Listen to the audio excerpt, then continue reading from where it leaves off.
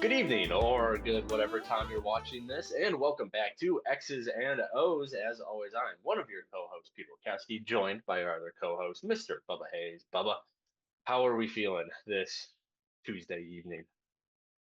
All things considered, pretty good. Can't complain. All right, it's what we like to hear. Well, we got a fun episode. At least I hope it's fun episode tonight. Um, so a little background. I am a big, or since last summer, really, I've been a big Formula One fan, and the season starts next weekend, March 7th, if my math is correct. That is next weekend. Um, and I did want to talk about it, but unfortunately, Mr. Bubba here, not really into it as much as I am. I know he's a big NASCAR guy, I'm pretty sure. Um, Oh yeah, he's nodding in agreement. You probably can't see him right now, but so I thought it'd Hell be yeah, kind of Peter. I thought I thought it I thought it'd be pretty fun to kind of give a beginner's course of F1 to Bubba here, maybe get him interested, maybe not, or maybe get some of the viewers kind of interested. So, what we're basically going to do is kind of run down a little bit about what the sport is, not too much. I'm not going to get into the fine details of it, and then I want to run through the teams because I think that's the best way to get in the sport. Is you pick a team, you pick a driver, and you kind of follow them, and you can kind of branch out from there. So, Bubba, are you ready to expand your knowledge? I'm always ready School to do that, Peter. school is in session, baby. So, all right. First off, do you know what the general concept of Formula One is, other than race cars? I know they drive really, really fast cars That is around true. kind of different tracks, like not like a NASCAR track. Just from what I know, it seems like it's a little bit more like windy and just Hmm. a little bit more narrow, maybe. Not exactly sure. But that's probably the extent of my knowledge of like how the actual race works. I think it's kind of like Speed Racer, but I'm not 100% sure about that. That's Big, the closest thing I can big, imagine it big to. speed racer guy. Well, for American race fans, it's closest to IndyCar. Um, Okay. the main difference is IndyCar does do oval tracks like NASCAR, which is when you're just driving in a Hmm. circle. They do oval tracks and circuits. Those are the windy ones that you said. F1 is exclusively circuits, so all their courses Hmm. are, turns. Um, and in terms of the car itself, I won't go too much into it, but the main difference between it and other types of cars is the focus on aerodynamics. So that's why they can take those turns really quick, is because they're Hmm. basically vacuumed to the ground. So while something like NASCAR is all kind of about pure power and getting the most out of the engine, F1 cars are much more fine tuned in their design, I guess you could say. Um, that means crashes. That's the big thing, is crashes are kind of a death sentence in F1. One little thing about the car goes wrong, you're kind of screwed for the rest of the race, while NASCARs can, bump up against each other. So in the F1, So, quick question. Quick go question. for it. Do these crashes happen frequently or not really? Because I know in NASCAR they do happen somewhat frequently, but I would maybe they're not as say, I severe. mean, you probably get one or two a race. It kind of depends on how extreme it is. Sometimes, yeah, you see a guy flip over, and almost die. Those are kind of rare, with the Okay. safety components involved in today's races. But usually you see some, the thing is that the crashes are different because in NASCAR it takes a pretty big crash to, throw you off. While in F1, even if, your car gets chipped a little bit, you're kind of screwed because it messes with the aerodynamics. So crashes are Mhm. um, a lot, they're a little more volatile, I guess you could say. Okay. And it does not take a lot. I mean, these cars, if they kind of just nudge each other, they'll just completely lose it. They're just extremely fine tuned, and that's part of what I love about it is, sorry, I can't my head. These are kind of engineering marvels. Not just the engine, but the cars themselves. Like, they are just Yeah. fine tuned to an absolute T. I mean, they're really cool cars. It's not just a stock car that you stick a really good engine in. So, 24 races all across the world.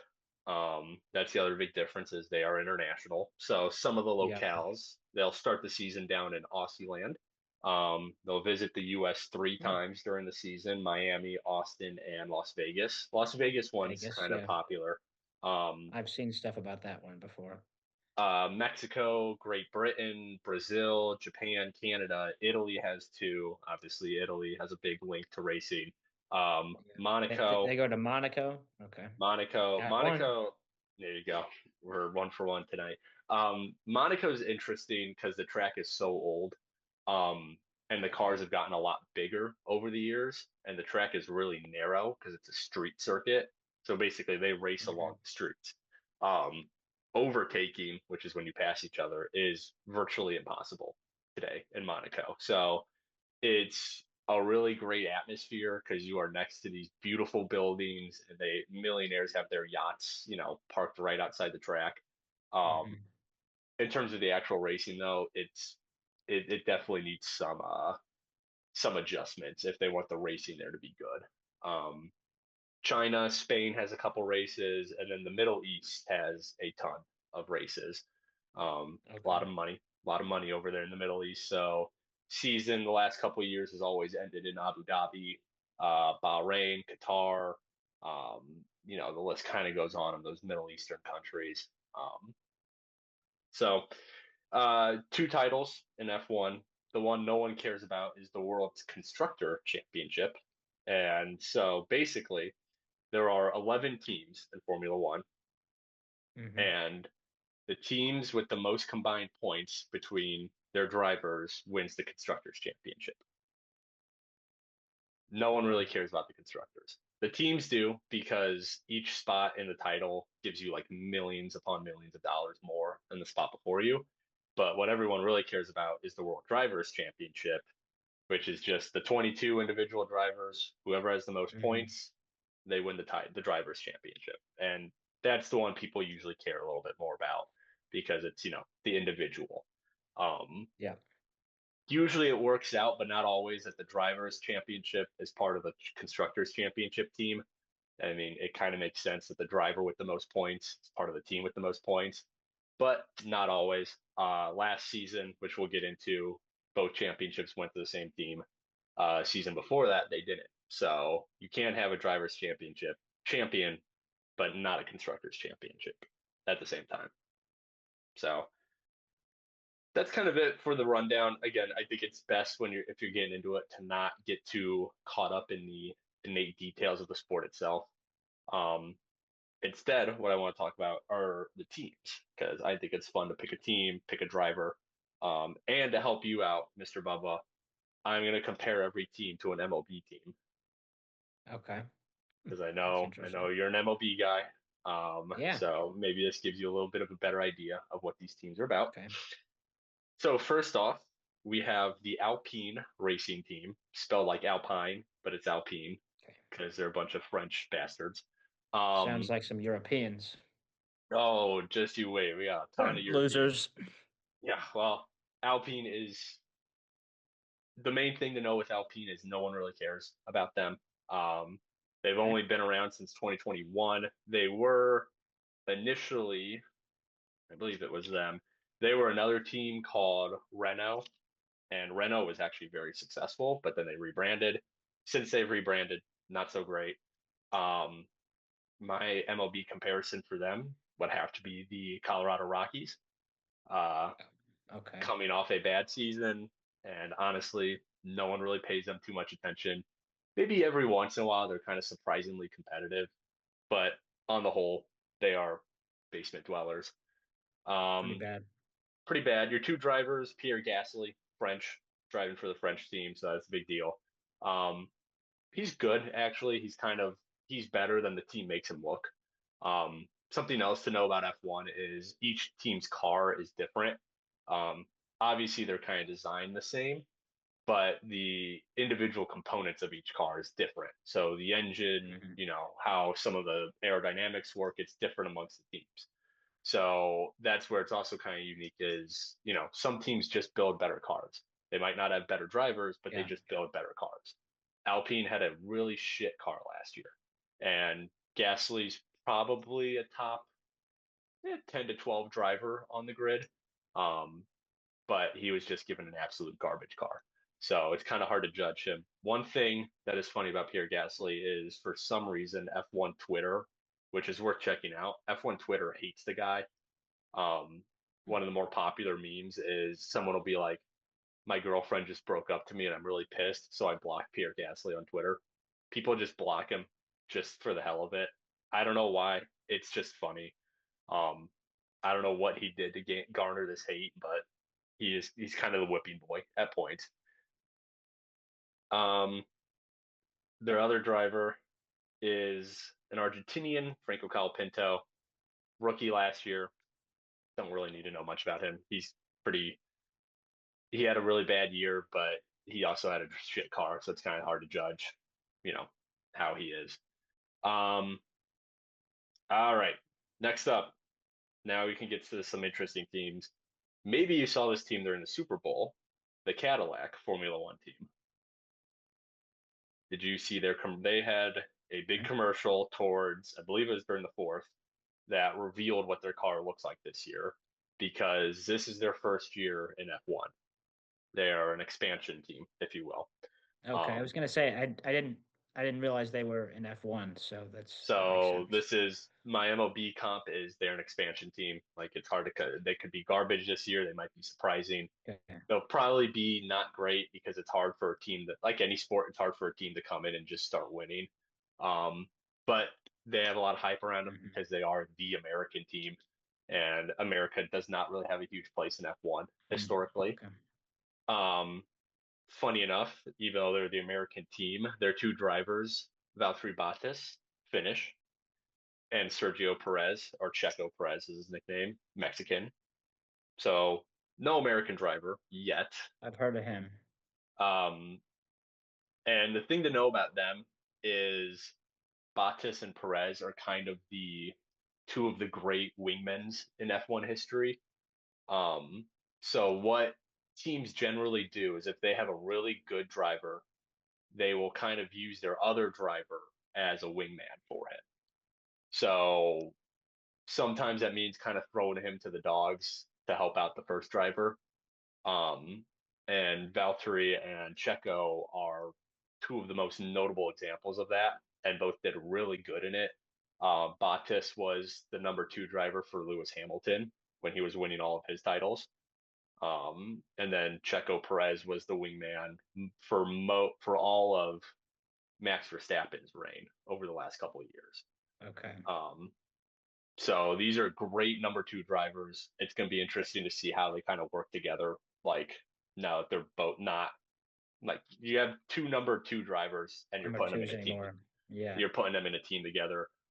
They're both really good Yeah, drivers that in their makes own right sense. though. They kind of got shafted a little bit by being put with, you know, generational talent. Um, and neither of them drove last year. They both took a year off basically, so they're coming back. Um, and if there's a driver that you want to follow based off of personality alone, it needs to be Valtteri Bottas. The guy is absolutely hilarious.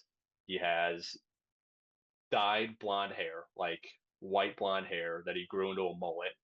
He has a cheesy porn stash and like just an insane person. I mean, the best way to realize it was when they got announced to the team.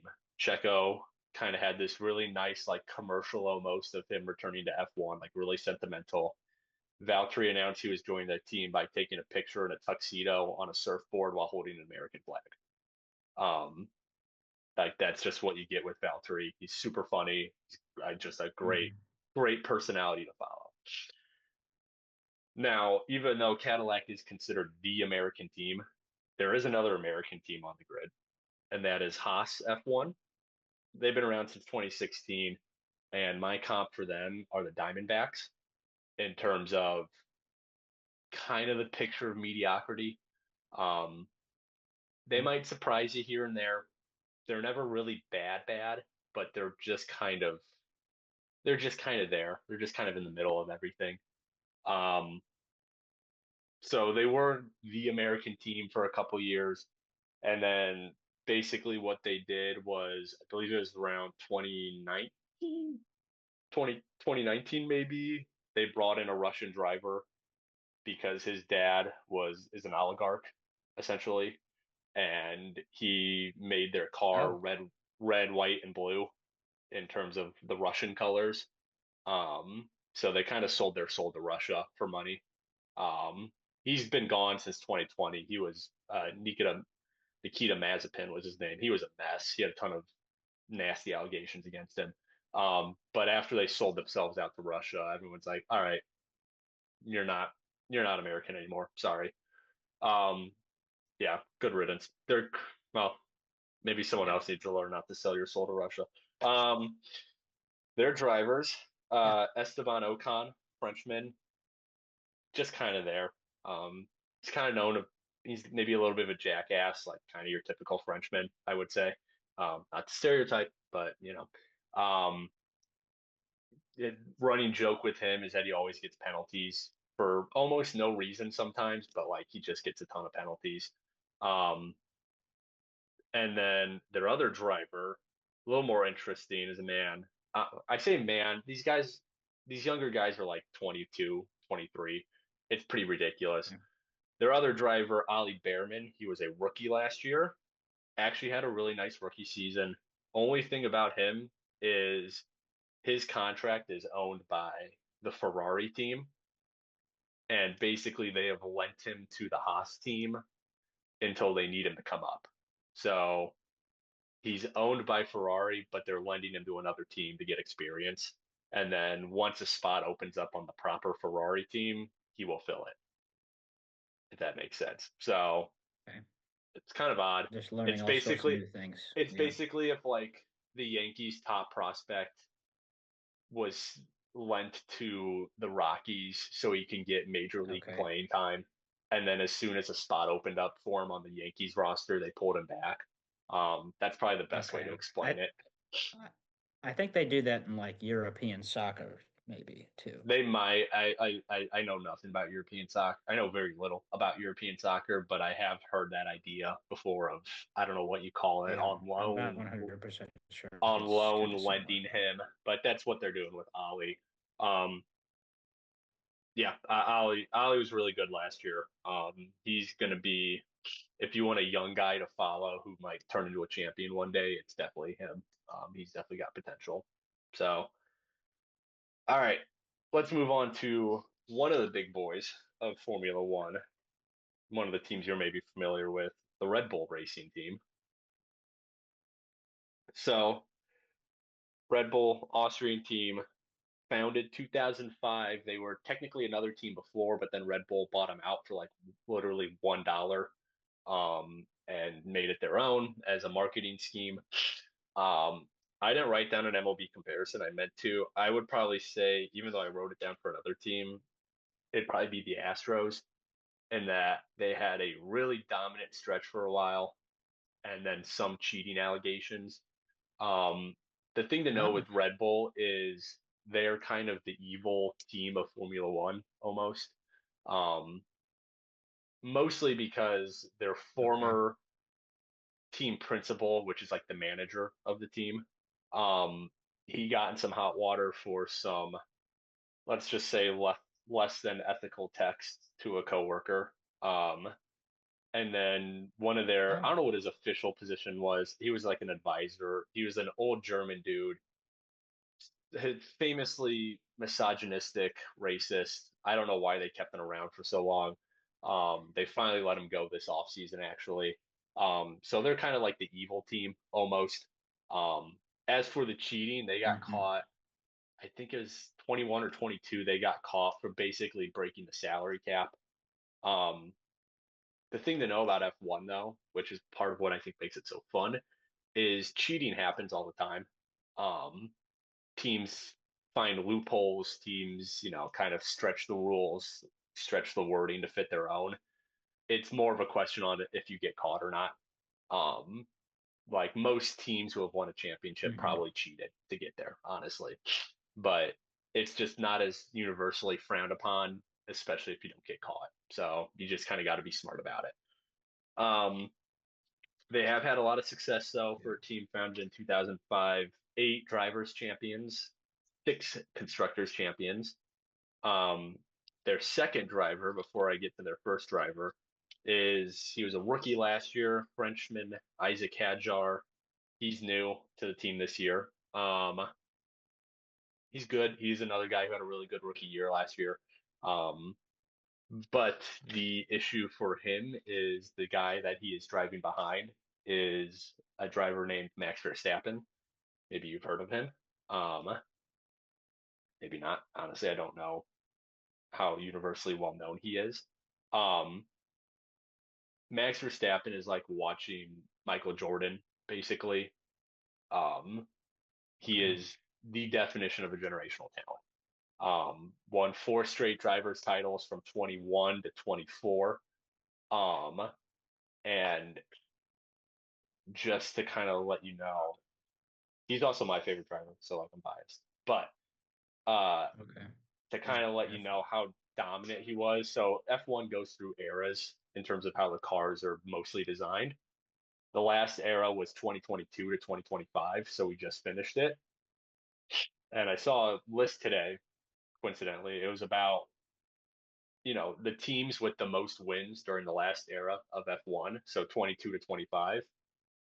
The number 2 team was McLaren, who we'll get to. They had 20 wins, one drivers championship, 1,960 points as a team for, 3, 4 years, whatever that stretch was.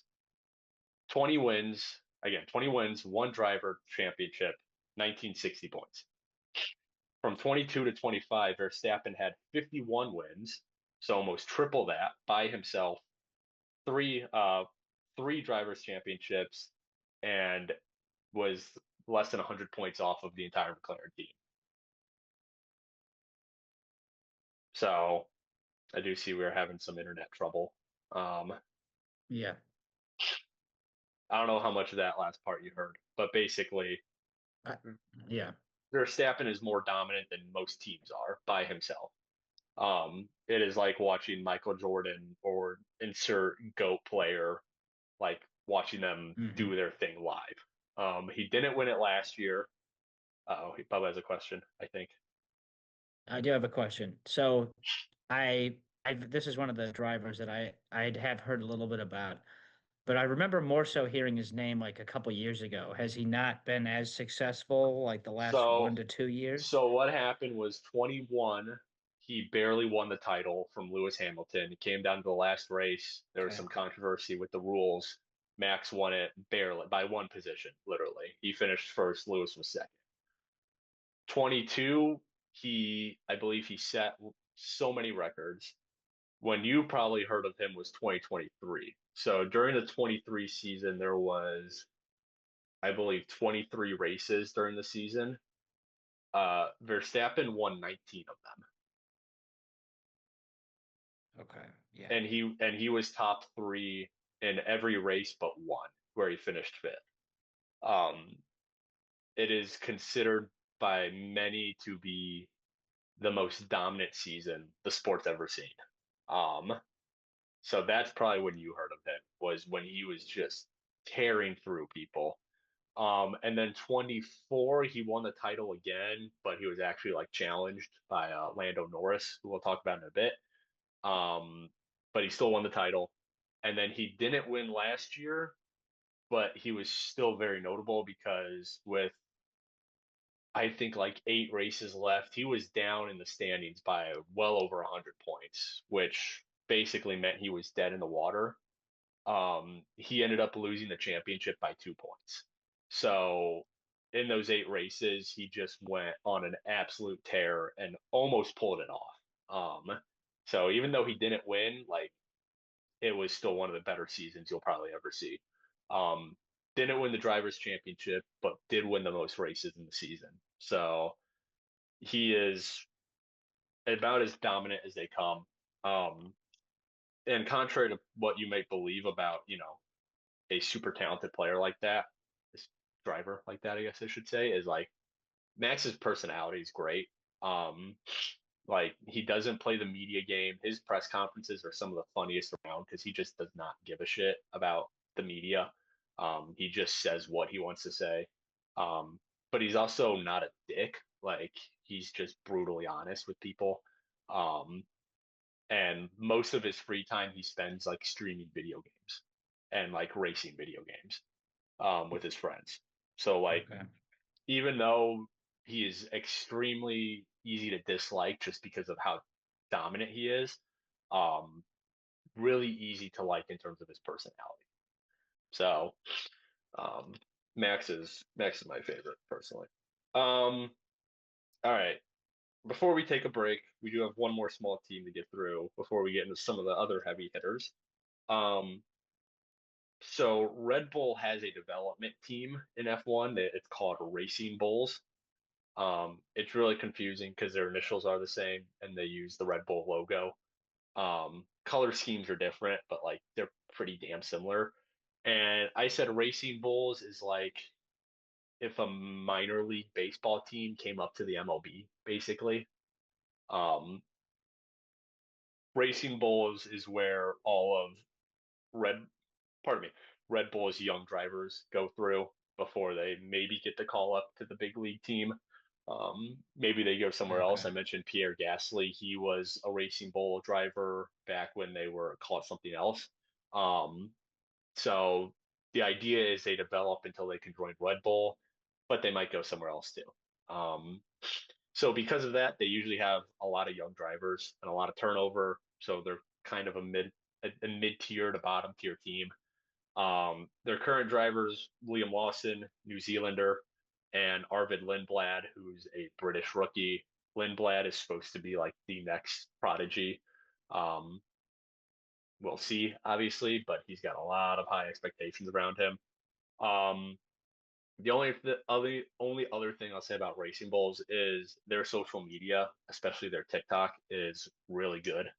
Um, it's just funny. I mean, they make their drivers do stupid shit. Especially Liam Lawson. They always get him with something stupid. So they're pretty entertaining to follow, even though they don't always get the best results. So Mhm. pardon me. Went down. Oh my gosh. I might die on stream here. Um, we're good. All right. Well, that was one, two, wait, can't count. One, two, three, four, five teams. So we got six more to go.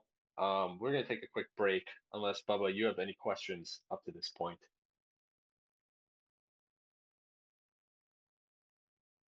Bubba's frozen.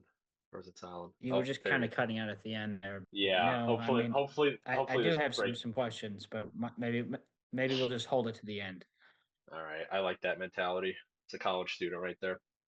All right, we're gonna take a quick break, and Yep. when we come back, we will start with maybe the most historical F1 team. So I will leave you off on that. And welcome back to X's and O's. Co-host Peter here, joined by my fellow co-host Mr. Bubba Hayes, and we're talking about Formula One, going through all of the 11 teams. We hit about five so far. Alpine, the French bastards no one cares about. Cadillac, the American team new to the grid this year. Haas, the other American team who is about as mid as they come. Red Bull, the evil empire with the greatest driver of this generation currently employed. And then Racing Bulls, Red Bull's little junior team they used to develop some talent. So let's keep it going. And if you were to know one F1 team, Bubba, this would probably be the one you know. I don't know if you have any guesses on who it might be. Ferrari. Ferrari, there you go. Very good, two for two by my count. Nice. Um, Ooh. so I got my Ferrari shirt on for the occasion. So Ferrari, Sure. all I think I need to say is they are the F1 Yankees, and I think you'll know kind of where Yeah. I'm going. Been around since 1950, which was the start of the proper Formula One championship. Um, So they've been in part of every single season, 15 drivers championships, 16 constructors championships. But where the Yankee comparison kind of uh extends to is as of late, it's been rough sailing for Ferrari. Not in terms of them being bad. They're always top four, top three on the grid, kind of like the Yankees are always good.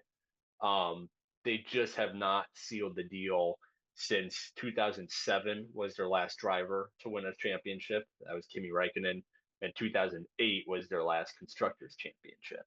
So almost perfectly aligns up with the Yankees because I think they Yeah, were that's what yeah. oh they were what oh nine was their last World 2009, Series. I think.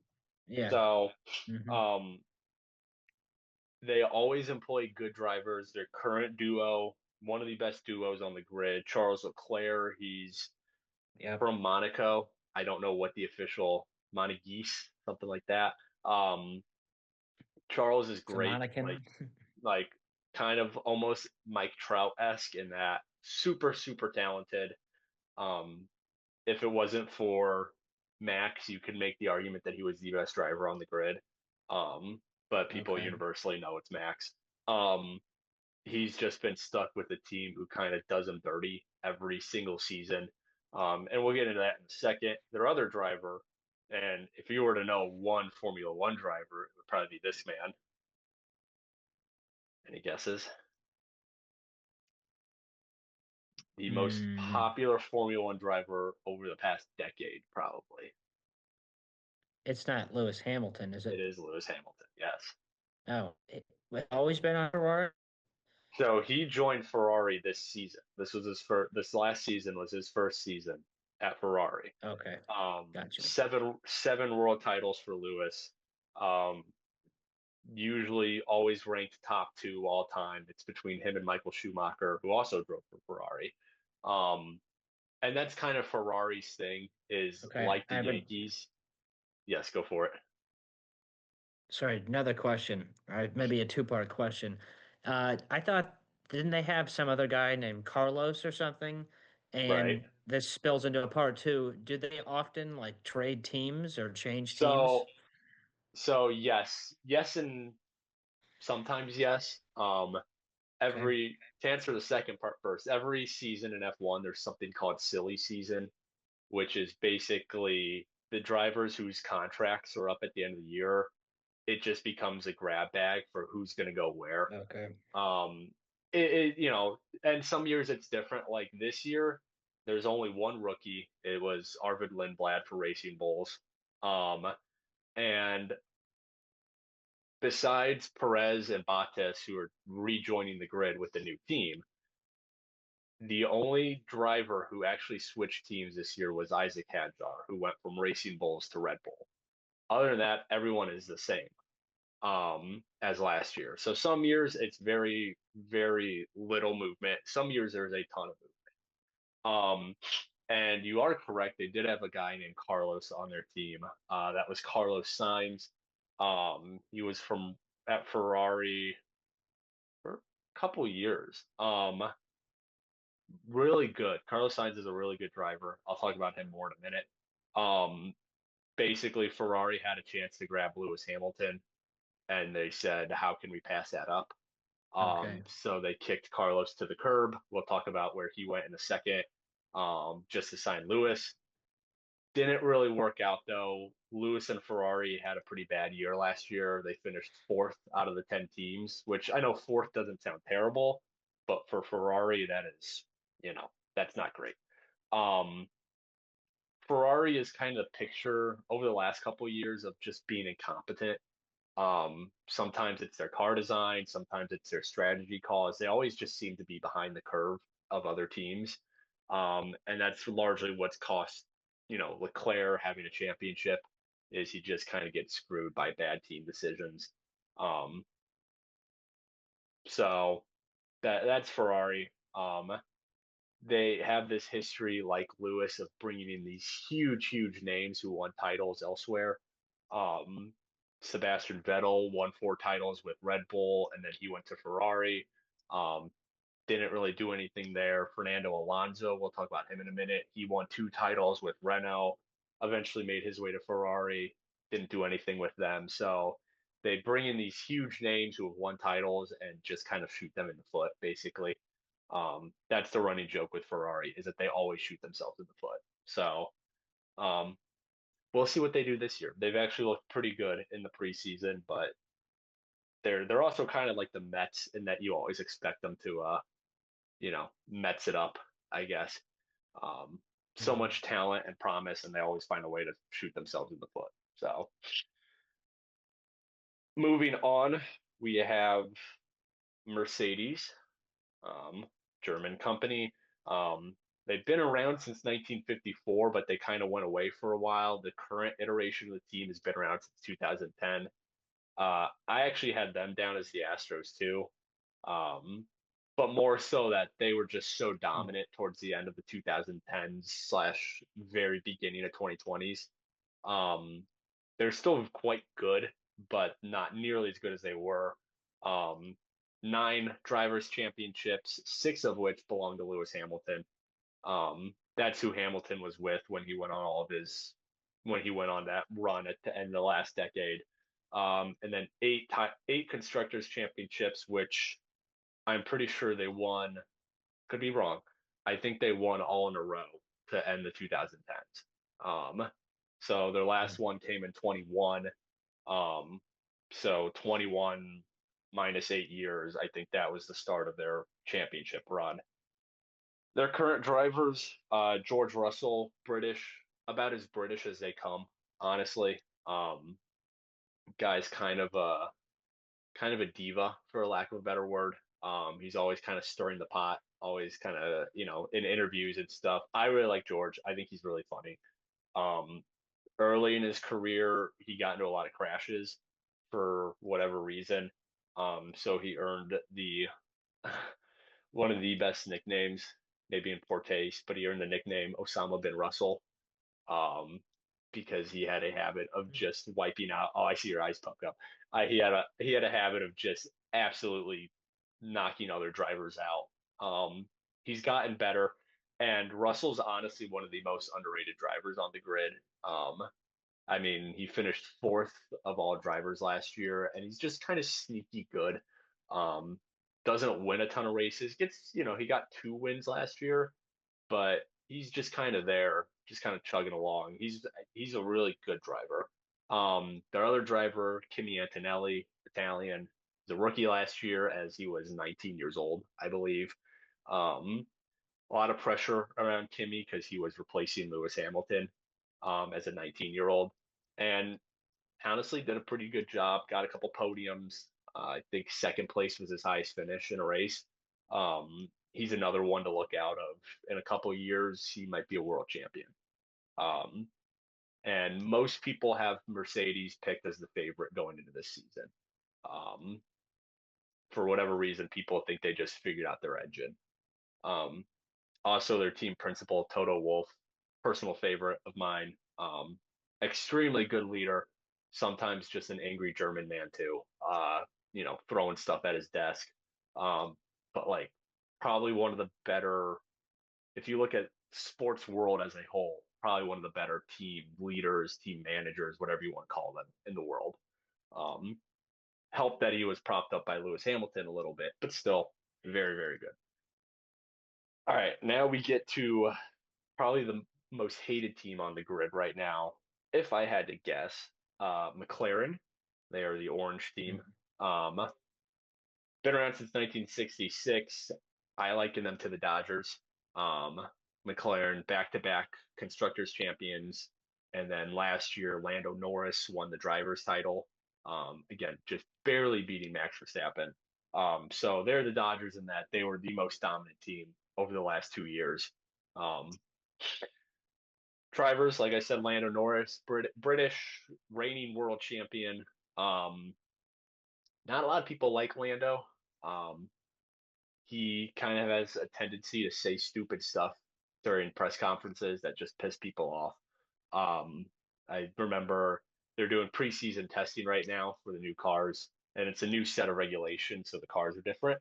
Verstappen came out and said that he doesn't like the new cars, like he thinks they're slower, basically.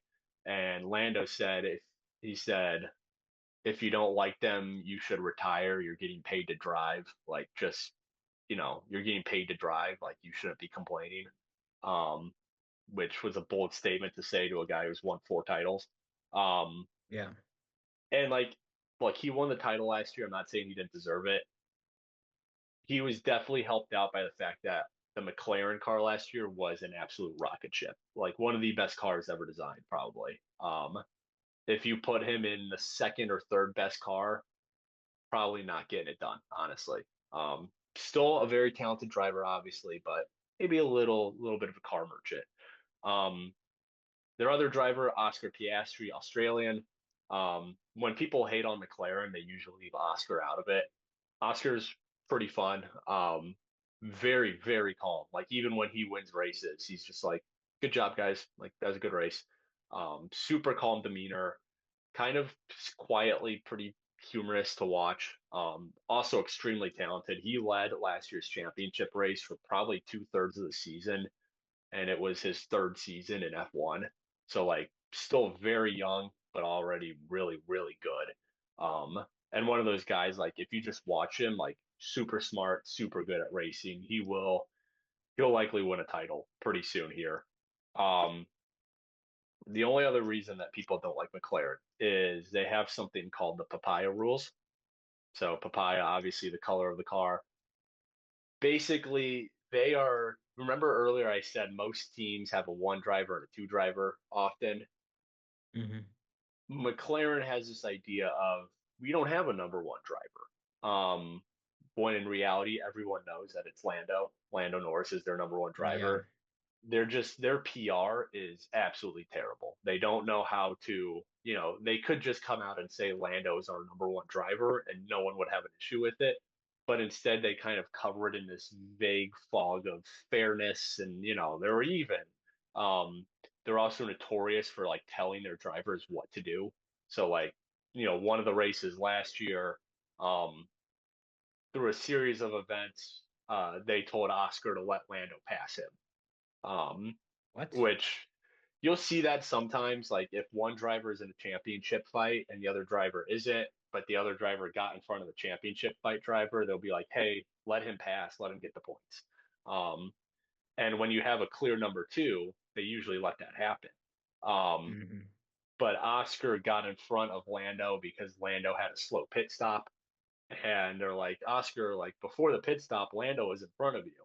And Oscar's like, well, you guys should have done a better job on the pit stop then. That's not my fault. And they're like, just do it. And he did it. Probably would have changed the outcome of the championship. So they're really bad about consistency and just how they order their drivers around. It's pretty annoying. You know, it's it's more of a PR thing than anything. It's just how they dress it up. Um, team orders is nothing new, but the way they go about it is pretty like it just feels a little unfair to Oscar at times. All right, moving on. Got three more. Knock them out. We got Aston Martin, pretty notable car company. British. They Oh, were around Aston. in Yeah. 1959. Um, kind of went away like Mercedes did. They came back in 2021 as they rebranded. It was called Racing Point. They rebranded to Aston Martin. They are the Mets of the F1 world in that ton of money. They bring in top tier talent everywhere, like driver, well, one driver. We'll get to the second driver. Um, like car designers, they just pick the best the pick designers. They bring them over. Like the Mets, they just spend a ton of money. They always fall flat on their face, though. Something always is underwhelming. Their two drivers, I'll talk about one. I'll talk about their second driver first because their number one driver is probably my second favorite driver. Their number two driver is a man named Lance Stroll. Lance Stroll is the dictionary definition of a Nepo baby. His dad is one of the richest men in the world. He owns the team. And Lance has been in F1 for about 10 years, I think, maybe a little more, and has done absolutely nothing during that time. Like, usually down towards the bottom of the standings, but because Daddy Big Bucks owns the team, Lance gets to keep his seat.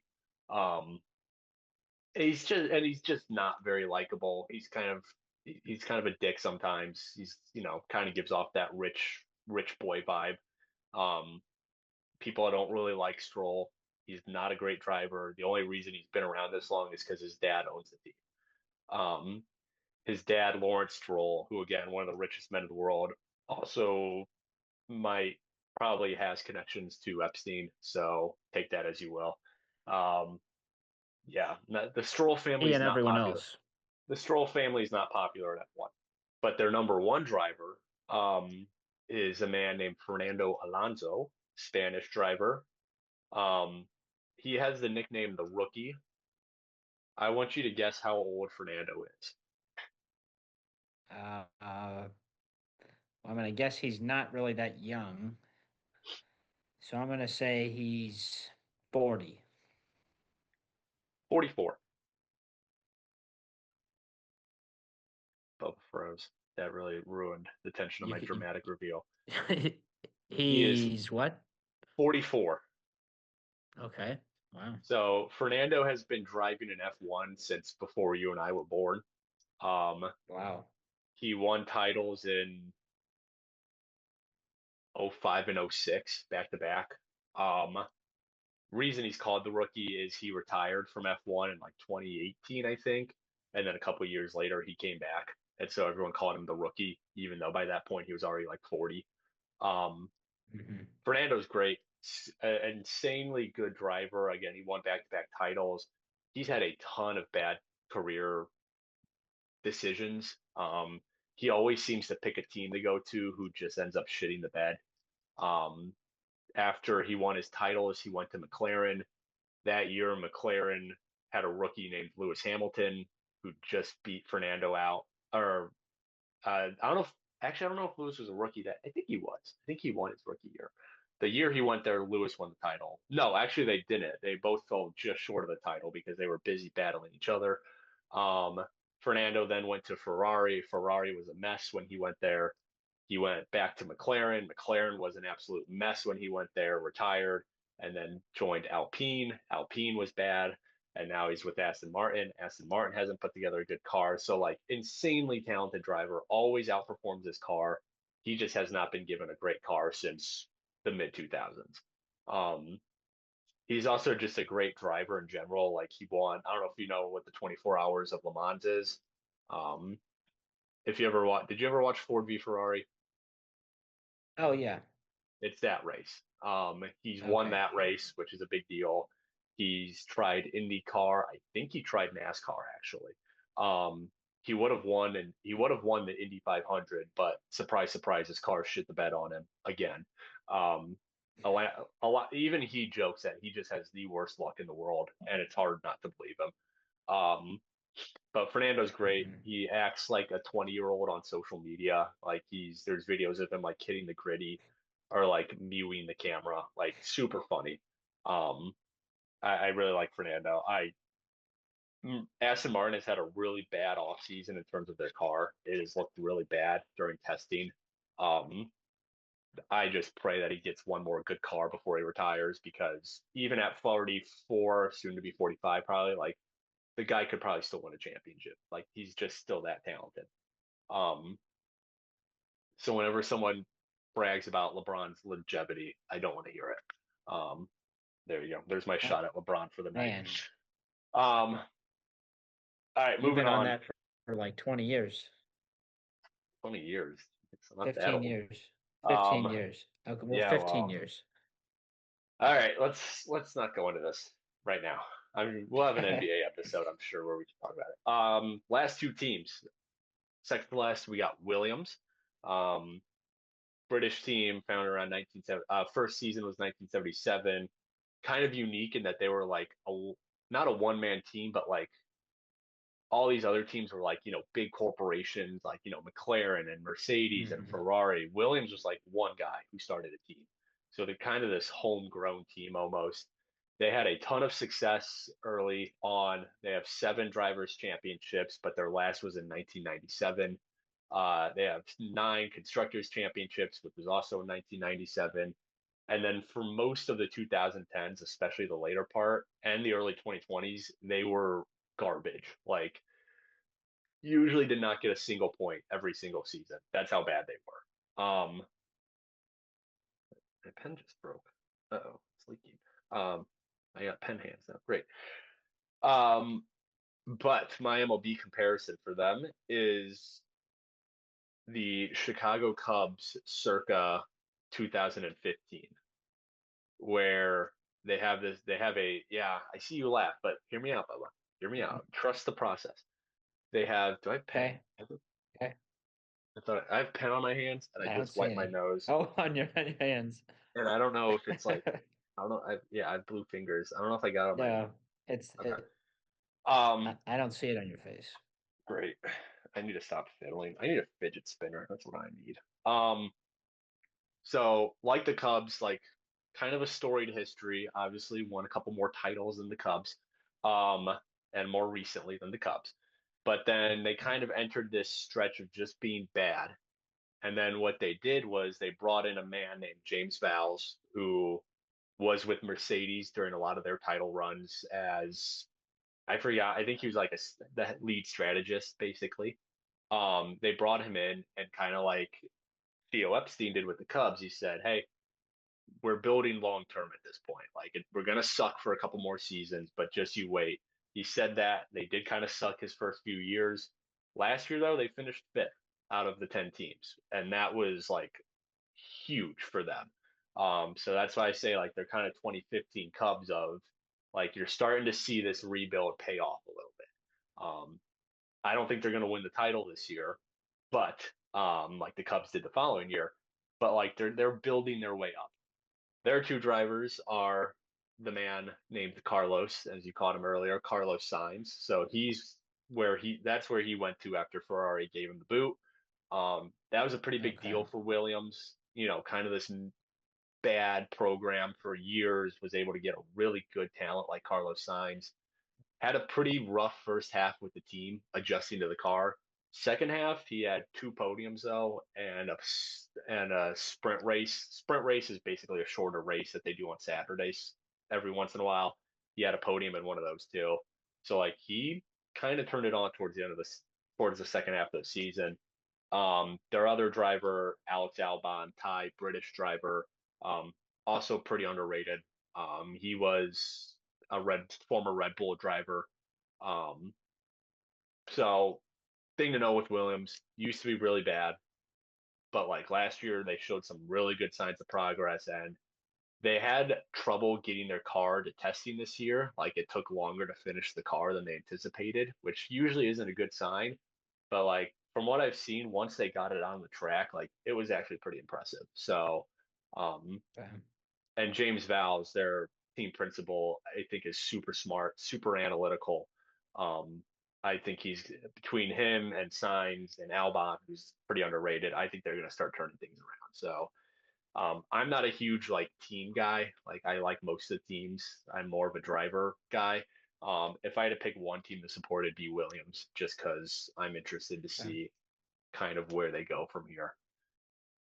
All right, last team, kind of ending somewhat on a whimper, maybe not really. Team Audi. Um, Audi used to be a team called Sauber. Sauber had a long history in F1.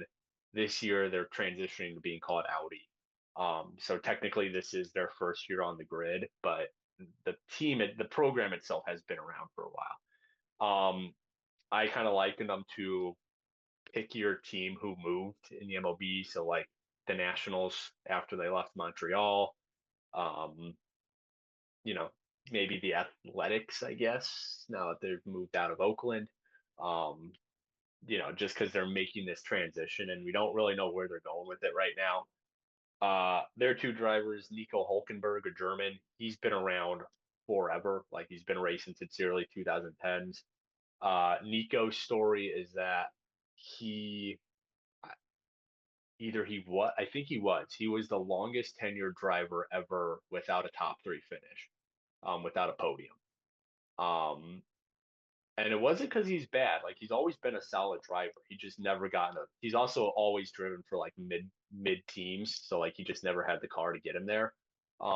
He actually got one last year though at Silverstone, which is the big British race. Um, so that was one of the stories of the year. Was that after it was like 14 seasons or something, Nico finally got his podium. Their other driver, Gabriel Bortoleto, Brazilian. He was a rookie last year. kind of up and down rookie year. Besides Colapinto from Alpine was probably the most underwhelming rookie, even though he had a good season. Last year was just a good rookie class in general. Um, but doesn't really compare to some of the other rookies I've talked about, like Behrman or Hadjar or Antonelli.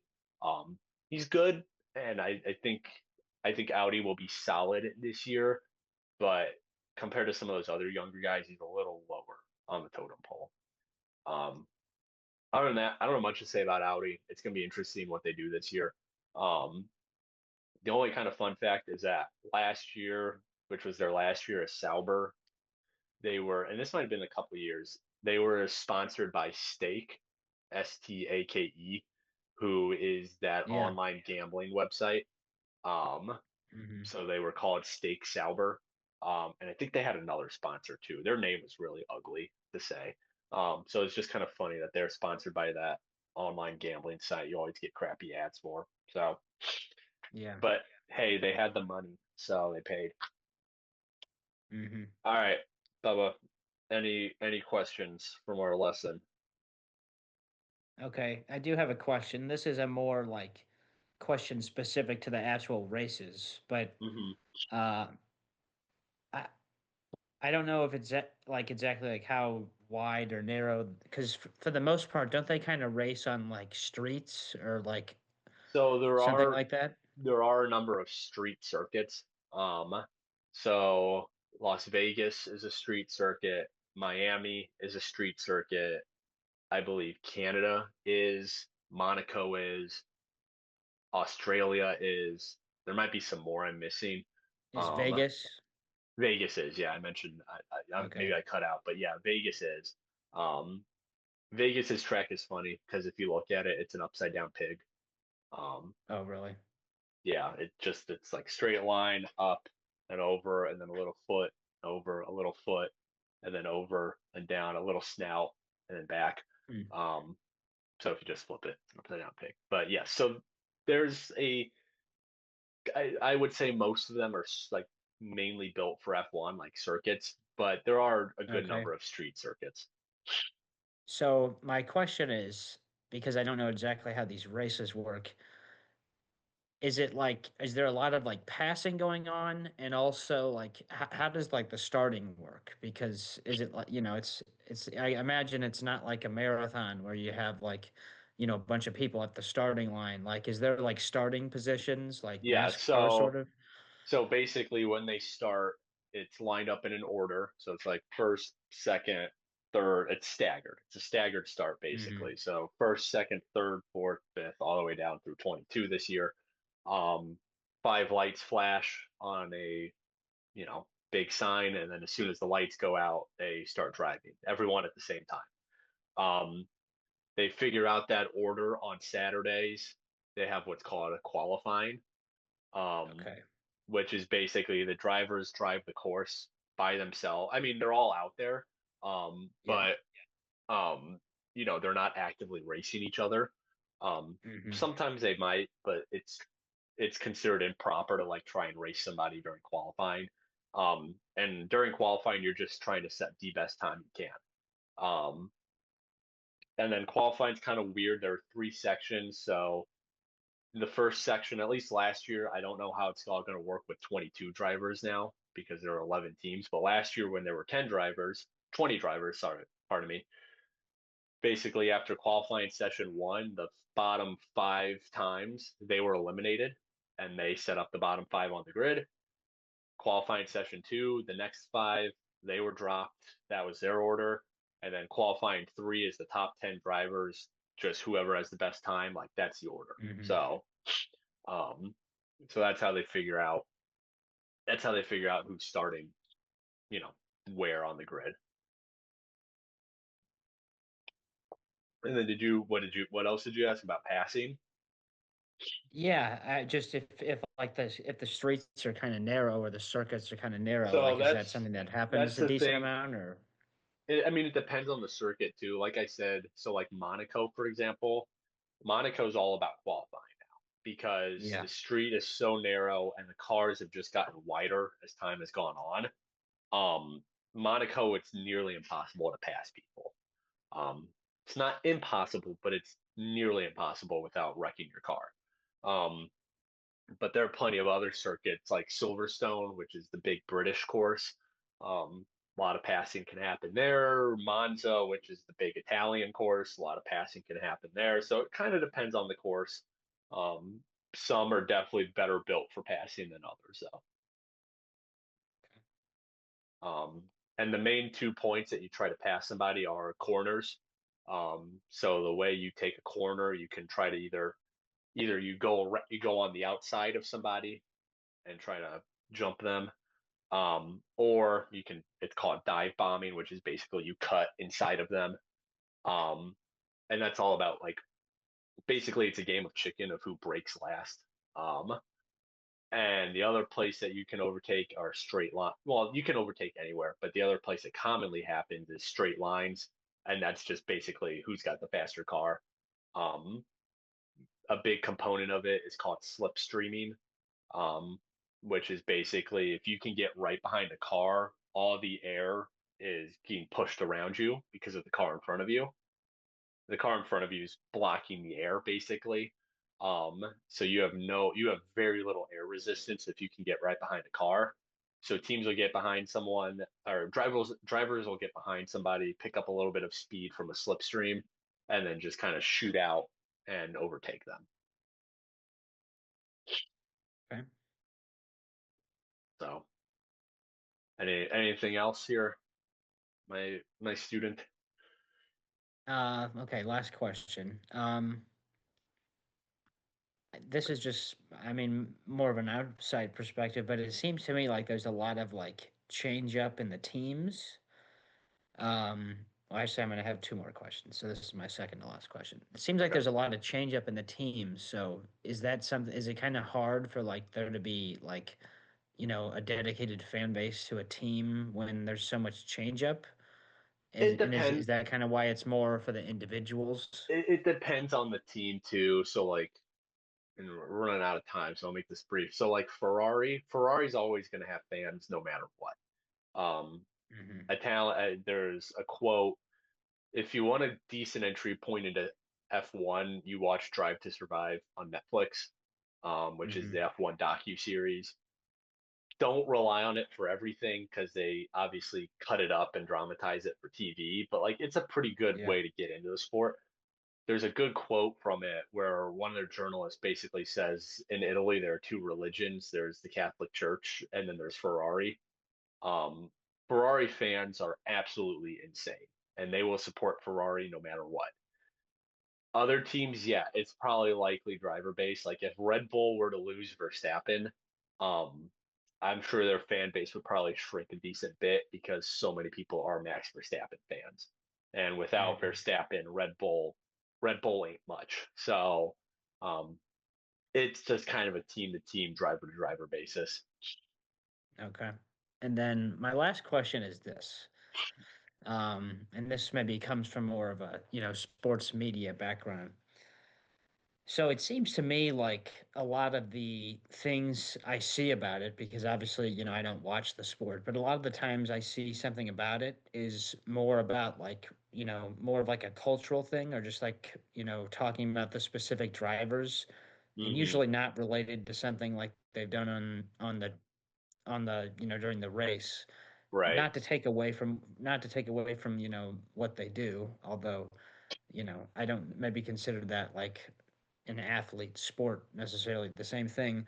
But do you think that is a certain element of like the popularity of the sport is like the Yes. personalities of the drivers and I'm like I'm kind of their access to, I'm the glad media and the I'm glad fans? we can end with this because this is kind of my selling point of obviously the racing itself is great. I mean, it is, it's often called the pinnacle of motorsport. And that depends Hmm. on what kind of discipline you like to watch, if you like to watch racing at all. And the racing is great. I mean, these are the 22 best drivers in the world, allegedly. Some of them, Lance Stroll, maybe not. But um yeah, I think the main selling point of F1 and why I love it so much, other than I like the races, but why I love it so much is just the personalities. I mean, these guys Yeah. are, worldwide stars from everywhere. I mean, Verstappen's Dutch, like he's from the Nether. Well, I think he's actually from Belgium, but he claims the Netherlands. Hamilton's British, right? Checo Perez is Mexican. Like you have these stars from all over the world, and some of their personalities are definitely better than others, or more entertaining than others. But like that's kind of what gets you sucked in is, I guess, the lore behind it. I don't know if there's a really better word for it. Is Interesting. if you were to just watch F1 purely for racing, it'd probably still be pretty good. But so much of the enjoyment is watching these drivers interact with each other. I mean, at the end of the day, like they're multimillionaires driving $1 million cars around a track at over 200 miles per hour. Um, Hmm. and like they've done a really good job, especially with Drive to Survive of kind of marketing them as just these superstars, basically with fun personalities. A lot of them are pretty funny in their own right. You could find just as much enjoyment from their personalities as you could from, the racing. And the unique thing about F1, last thing, is, 22 drivers you have to follow, basically. Compare that Yeah. to, NFL team, an NFL team with 53 players. Like it's much easier to follow all Hmm. 22 drivers than it is to follow every single player of your favorite NFL, MLB team, whatever it may be. So, Hmm. no, the personalities and the stories behind it, I think, are just as interesting as the actual racing. Um, Okay. That's kind of what I gathered from just kind of my take on things. right. All right. Well, we got less than a minute, so this might cut out on us. So, quick ending here. Bubba, thanks for indulging me on my lecture. Thank you all for watching. We'll be back next week. Don't know what we're talking about. We'll figure that out. But yeah, have a good rest of your Friday, Bubba. I will talk to you at some point. Sounds good, Peter. Go Gorloks. Yes, got it Go in. Gorlux. Nice. Don't know when this is gonna end. Glad I got that. All right. See y'all later. See ya.